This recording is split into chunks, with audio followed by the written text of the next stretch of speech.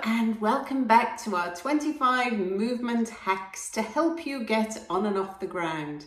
Today we're revisiting hip mobility because it occurred to me that if we can't sit cross-legged on the floor, how on earth are we ever going to get up from cross-legged sitting? So here we are.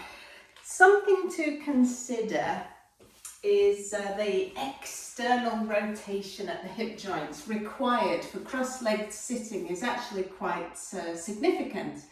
And so something to help us have more of that external rotation is a hip mobilizer that I really enjoy actually. And so the beginning position is to sit in this position, and in Pilates we call this the Mermaid seated position, and truthfully I have no idea why we call it the Mermaid, I just know that we do.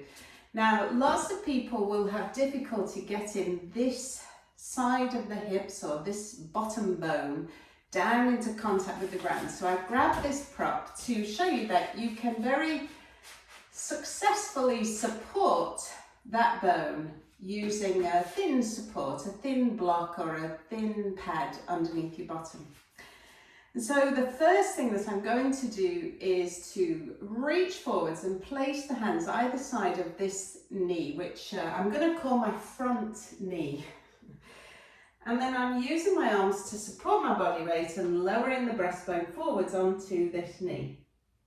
And then come up again and then resetting. I'm sending the breastbone this time forwards over the front and center of the shin. And so that might feel like it's a little bit more challenging to achieve.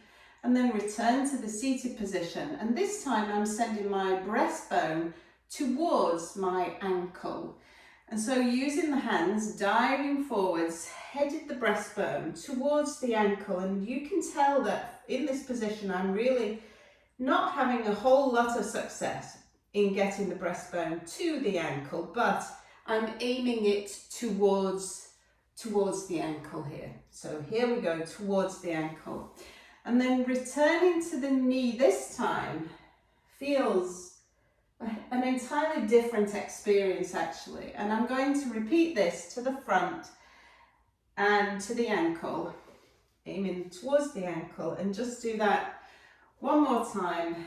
So I will have done in total 3 times in each direction, and you know, we're all different in the way in which we're constructed, and so what you feel when you're doing this is going to be unique to you. And now we're changing sides, so never force into any movement, and certainly don't push into pain. So I'm bringing the support here underneath the other side of my pelvis, and as much as possible aiming to get the pelvis square and level and in a relatively comfortable seated position. And then repeating on this side, diving the breastbone towards the knee. And the emphasis on towards, it may be that you don't actually get the breastbone to touch the knee.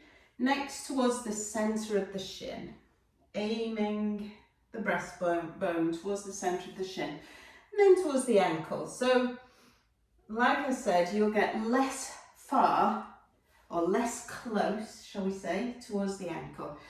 The knee, and then the center of the shin, and then the ankle. And each time I'm resetting and coming back up to sit. Last time towards the knee, towards the center of the shin, and towards the vertical. So this is a dynamic mobilizing technique, a dynamic stretching technique. And then I'm going to come and revisit how it feels to sit cross-legged after having done that. And you know what? It feels a whole lot easier.